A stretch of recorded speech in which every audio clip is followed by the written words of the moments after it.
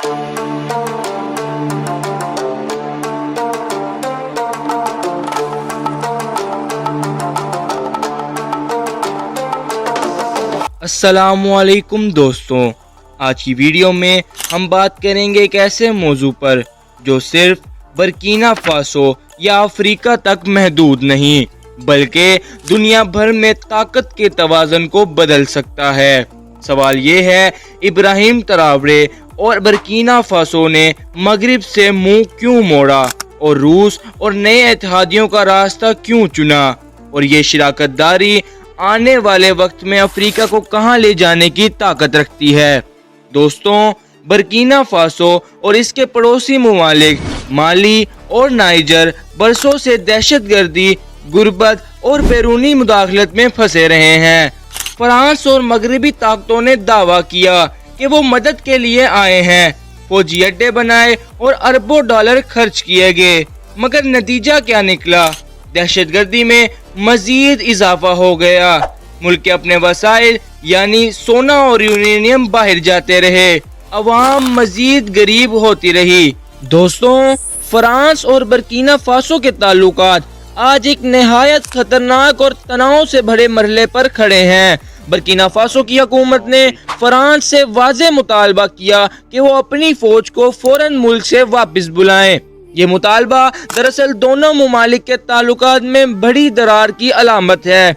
France के फौजी जो बरसों से बर्किना फासो में मौजूद थे, अब वहाँ नापसंदीदा समझे जाने लगे। अवामी दबाव और हुकूमत के फैसले ने फ्रांस को अपनी फौज वापस बुलाने पर मजबूर कर दिया। बर्किना फासो का शुमार ऐसे ममालिक में होने लगा जहाँ पर सिक्योरिटी सबसे ज्यादा कमजोर थी। दहशतगर्दी और बदअमनी ने पूरे मुल्क को अपनी लपेट में ले रखा था। ये न सिर्फ वहाँ के रहने वालों बल्कि गैर मुल्कियों के लिए भी एक इंतहाई खतरनाक जगह बन चुका था। दोस्तों, जब बर्किना फासो ने मगरिब और फ्रांस से मुंह मोड़ा तो सबकी निगाहें इस पर जमी थीं कि आखिर अब ये छोटा सा अफ्रीकी मुल्क किस तरफ जाएगा। यही वो मौका था जब इब्राहिम ट्रावरे ने कहा, हमें अपनी हिफाजत और अपने फैसले खुद करने होंगे। इस फैसले की बहुत सी बड़ी वजूहात हैं, जिनमें मगरिब के नाकाम वादे, वसाइल का सही इस्तेमाल ना होना और अवाम की गरीबी है। इसलिए बर्किना फासो, माली और नाइजर ने फैसला किया कि वो अब अपनी सिमत खुद तय करेगा। इस लम्हे रूस ने कदम बढ़ाया। रूस ने अपने आप को एक नए इत्तेहादी के तौर पर पेश किया और कहा, हम आपके साथ बराबरी की बुनियाद पर ताल्लुकात चाहते हैं, न कि हुक्म देने वाले और ताकतवर हुकूमत के तौर पर। बर्किना फासो के अवाम रूस को एक दोस्त के तौर पर देखते हैं, न एक काबिज और ताकतवर के तौर पर।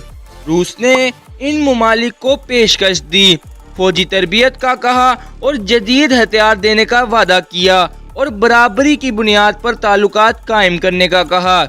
यही बात अवाम के दिल में असर कर गई, क्योंकि मगरिब हमेशा डिक्टेशन देता रहा, जबकि रूस ने खुद को शराकतदार के तौर पर पेश किया।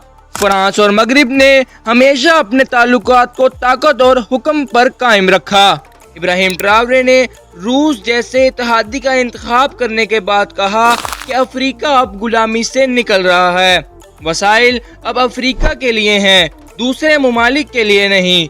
दोस्तों, रूस और बर्किना फासो के दरमियान कई बड़े मुआहिदात हुए हैं। बर्किना फासो रूस एटम न्यूक्लियर एनर्जी, रूस की कंपनी में न्यूक्लियर रिसर्च और पावर प्लांट्स पर काम करेगी। ये तवानाई में खुद कफालत का बड़ा कदम है। रूस ने बर्किना फासो की तालीम में भी अहम किरदार अदा किया। रूसी यूनिवर्सिटीज के साथ स्कॉलरशिप्स, डिजिटल सर्विसेज और कल्चर प्रोजेक्ट्स, इससे नौजवानों को नए मौके मिलेंगे। रूस ने बर्किना फासो की एग्रीकल्चर में भी अहम किरदार अदा किया। रूस ने 25,000 टन गंदम फराहम की और ज़राअत में ताउन बढ़ाने पर इत्तफाक किया। ये सब जाहिर करता है कि ताल्लुकात फौज से बढ़कर तवानाई, तालीम और अवामी बहबूद तक जा चुके हैं। बर्किना फासो और रूस के दरमियान मुआहिदा फ्रांस, अमेरिका और मगरबी ममालिक के लिए एक धचका था। امریکہ کو خدشہ ہے کہ روس افریقہ میں گہرے اثرات ڈال رہا ہے۔ یورپ پریشان ہے کہ مزید ممالک بھی مغرب سے دور ہو سکتے ہیں۔ یہ صرف برکینا فاسو کی نہیں بلکہ پورے افریقہ کی مستقبل کی کہانی ہے۔ کیا یہ تعلق عوام کو خوشحالی دے گا یا پھر ایک نئی غلامی کی شکل اختیار کرے گا؟ اگر اتحاد کامیاب رہا تو برکینا فاسو مضبوط ہوگا اور خود مختار ہو سکتا ہے۔ وسائل عوام تک پہنچیں گے، سیکیورٹی بڑھے گی اور عالمی سیاست میں نئی شناخت بنے گی۔ لیکن اگر ناکام ہوا تو ایک بار پھر بیرونی طاقتوں کا جال پھیل سکتا ہے۔ دوستوں، یہ تھی آج کی ویڈیو کہ برکینا فاسو نے روس کے ساتھ شراکت داری کیوں کی اور اس کے تحت کون سے بڑے منصوبے شروع ہوئے۔ یہ کہانی آزادی کی بھی ہے اور ایک بڑے امتحان کی بھی۔ اگر آپ کو یہ ویڈیو پسند آئی ہو تو ڈاکزی سپورٹ کو سبسکرائب کریں اور لائک اور شیئر کرنا مت بھولیں تاکہ آپ تک ایسی ہی مزید معلوماتی ویڈیوز پہنچتی رہیں۔ اللہ حافظ۔